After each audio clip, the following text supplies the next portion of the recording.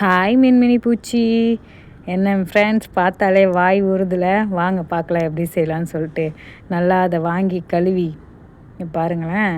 பாக்கெட்டில் இருக்கக்குலாம் நிறையா இருக்கிற மாரி இருந்துச்சு ஃப்ரெண்ட்ஸ். பாத்திரத்தில் கொட்டினோன்னா கொஞ்சமாக இருக்குது ஃப்ரெண்ட்ஸ்.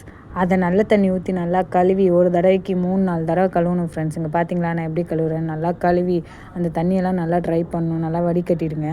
ஒரு ஒயிட் கிளாத்தை போட்டு அதில் அதை நல்லா பரப்பி ஈரம் ட்ரை ஆகிற அளவுக்கு அதை ஒத்தி எடுத்துருங்க ஃப்ரெண்ட்ஸ். நல்லா 4 பக்கமும் எடுத்து ஒத்தி எடுத்துட்டிங்கன்னு வச்சிங்களேன், நல்லா நமக்கு இந்த பதத்தில் கிடச்சிரும். பார்த்தீங்களா, ஈரமே இல்லைல்ல. அப்புறம் நெல்லிக்காயில் தேவையான அளவு உப்பு போட்டிங்க ஃப்ரெண்ட்ஸ். மிளகாய்த்தூள், காஞ்ச மிளகாய்த்தூள், வத்தப்பொடி, வெறும் மிளகாய்த்தூள்னு சொல்லுவாங்க. நீங்கள் என்ன சொல்லுவீங்கன்னு கமெண்ட்ல சொல்லுங்கள். அப்புறம் தேவையான அளவு கொஞ்சம் எண்ணெய் ஊற்றிக்கலாம்.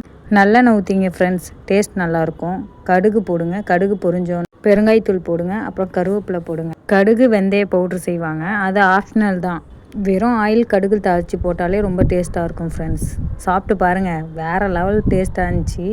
அதை பார்க்கக்குள்ளே நாக்கு ஊறுனுச்சு ஃப்ரெண்ட்ஸ். இது 2 ஹவர்ஸ் கழித்து சாப்பிட்டீங்கன்னு வச்சிங்களேன், அந்த மிளகாத்தூள், எண்ணெய், கருவேப்பிலை ஃப்ளேவர் எல்லாமே செம்மையாக இருந்துச்சு ஃப்ரெண்ட்ஸ். சாப்பிடக்குள்ளே நீங்கள் சாப்பிட்டு பாருங்கள், உண்மையாகவே நல்லாயிருக்கும். நான் சாப்பிட்டுட்டே இருந்தேன். நீங்களும் செஞ்சு பாருங்கள். Bye bye.